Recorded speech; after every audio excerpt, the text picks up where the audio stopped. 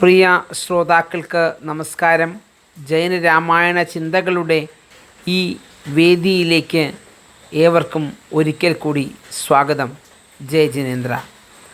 കഴിഞ്ഞ എപ്പിസോഡിൽ നാം ഒരു പുതിയ യാത്ര ആരംഭിക്കുകയായിരുന്നു. വാനരന്മാരും രാക്ഷസന്മാരും ഇല്ലാത്ത, അതിശയോക്തികളില്ലാത്ത, തികച്ചും യുക്തിഭദ്രമായ ജൈനരാമായണത്തെക്കുറിച്ചുള്ള ഒരു ആമുഖം നാം കേട്ടു. രാവണൻ എന്ന കഥാപാത്രം ജൈനരാമായണത്തിൽ മാംസഭുക്കായ ഒരു വില്ലനല്ല, മറിച്ച് പലതരം വിദ്യകൾ വശമുള്ള ഒരു വിദ്യാധരനാണ്.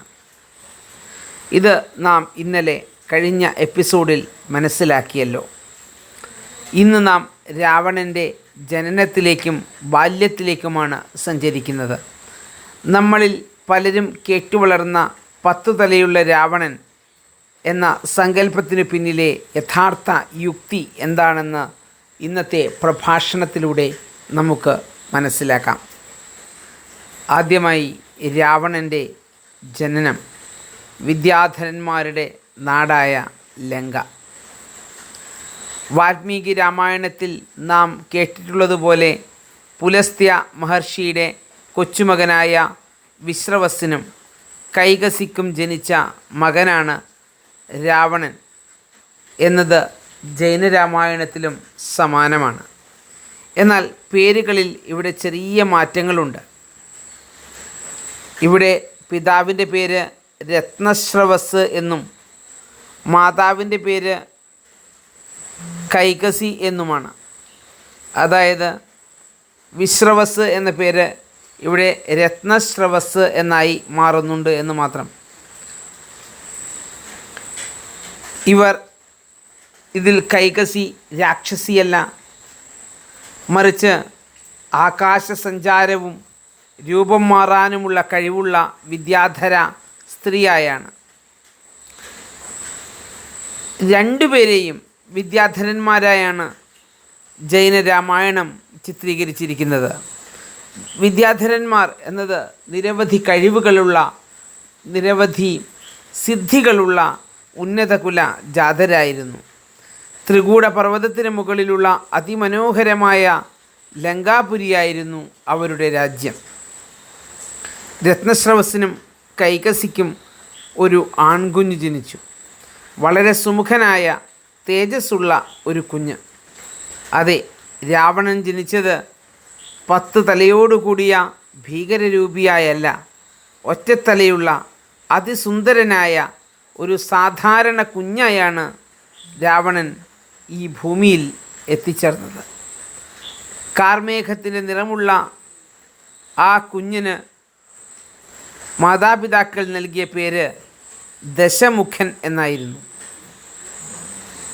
അപ്പോൾ നിങ്ങൾ ചിന്തിക്കുന്നുണ്ടാവും, ഒരു തലയുമായി ജനിച്ച കുഞ്ഞിന് എന്തിനാണ് ദശമുഖൻ അഥവാ ദശാനനൻ എന്ന് പേരിട്ടത്, അല്ലേ?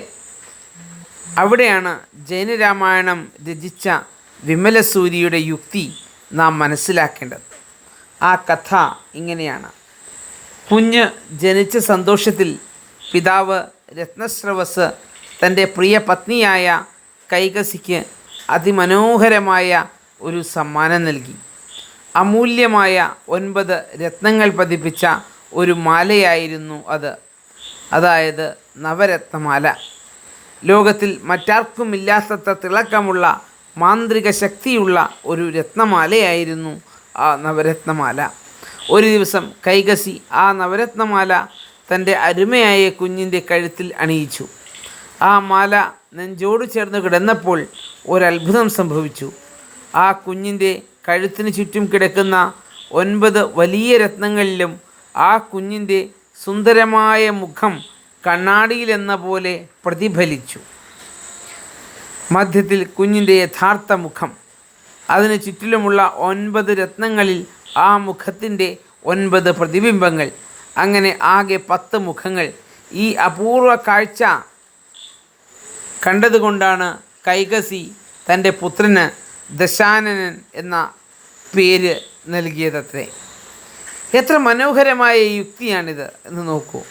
പിന്നീട് കാലം കഴിഞ്ഞു പോയപ്പോൾ കഥകൾ വാമൊഴിയായി പകർന്നപ്പോൾ 9 രത്നങ്ങളിലെ പ്രതിബിംബം എന്ന സത്യം മറവിയിൽ ആവുകയും രാവണൻ 10 തലകളുള്ള രാക്ഷസനാണ് എന്ന കഥ പ്രചരിപ്പിക്കുകയും ചെയ്തു എന്നാണ് ജൈനരാമായണം സമർത്ഥിക്കുന്നത്. രാവണൻ മാത്രമല്ല ഈ കുടുംബത്തിലുള്ളത്.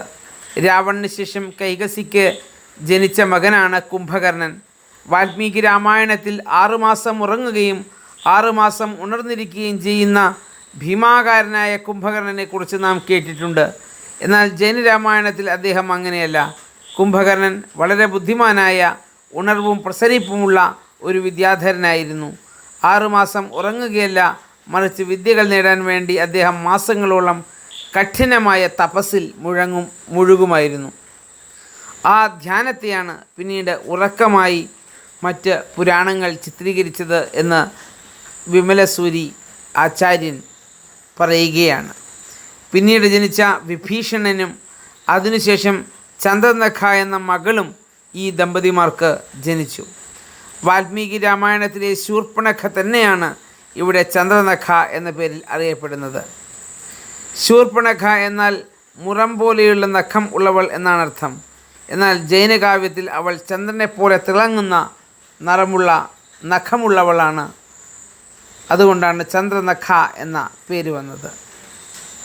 വളർന്നു വലുതായ രാവണൻ അതിശക്തനായ ഒരു രാജാവായി മാറി. അദ്ദേഹം അടിയുറച്ച ഒരു ജൈന ധർമ്മ വിശ്വാസിയായിരുന്നു. കേടുപാടുകൾ സംഭവിച്ച നിരവധി ജൈന കേന്ദ്രങ്ങൾ അദ്ദേഹം പുനരുദ്ധരിച്ചു.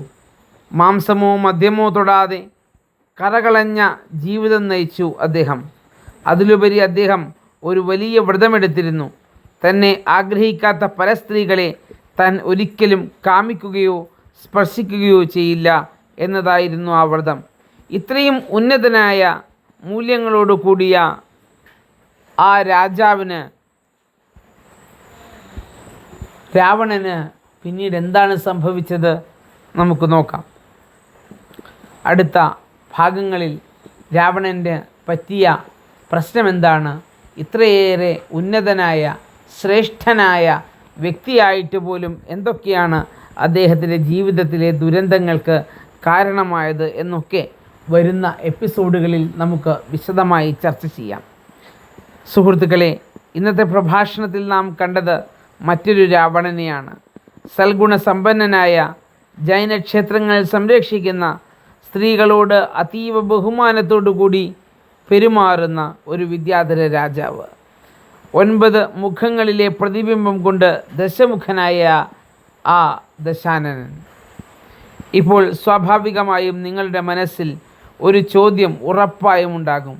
ഇത്രയേറെ നല്ലവനായ രാവണന് പിന്നെ എന്താണ് സംഭവിച്ചത്? ഒരിക്കലും പരസ്ത്രീയെ ആഗ്രഹിക്കുന്നില്ല എന്ന് ശപഥം ചെയ്ത രാവണൻ എന്തിനാണ് സീതയെ തട്ടിക്കൊണ്ടുപോയത്? രാവണനും രാമനും തമ്മിലുള്ള ശത്രുതയുടെ യഥാർത്ഥ തുടക്കം എവിടെ നിന്നായിരുന്നു? അത് അറിയണമെങ്കിൽ നമുക്ക് സീതയുടെ സ്വയംവര പന്തലിലേക്ക് പോകണം. ശിവധനുസ്സിൻ്റെ കഥ ജൈനരാമായണം എങ്ങനെയാണ് അവതരിപ്പിക്കുന്നത് എന്ന് നോക്കണം. അടുത്ത എപ്പിസോഡിൽ ഈ കാര്യങ്ങളൊക്കെ നമുക്ക് വിശദമായി ചർച്ച ചെയ്യാം. എല്ലാവരും ഇത് പരമാവധി കാണുക. താല്പര്യമുള്ളവർക്ക് ഷെയർ ചെയ്യുക. ഈ ചാനൽ സബ്സ്ക്രൈബ് ചെയ്യുക. കൂടുതൽ ധാർമ്മിക പ്രവർത്തനങ്ങൾക്ക്, കൂടുതൽ ഇത്തരം പ്രഭാഷണങ്ങളിലൂടെ പ്രധാന പുസ്തകങ്ങളെ പരിചയപ്പെടുത്താൻ നിങ്ങൾ പൂർണ്ണ പിന്തുണ ഞങ്ങൾക്ക് നൽകുക. ഏവർക്കും ഹൃദയത്തിൻ്റെ ഭാഷയിൽ നമസ്തേ. ജയ് ജിനേന്ദ്ര, ജയ് ജിനേന്ദ്ര, ജയ് ജിനേന്ദ്ര.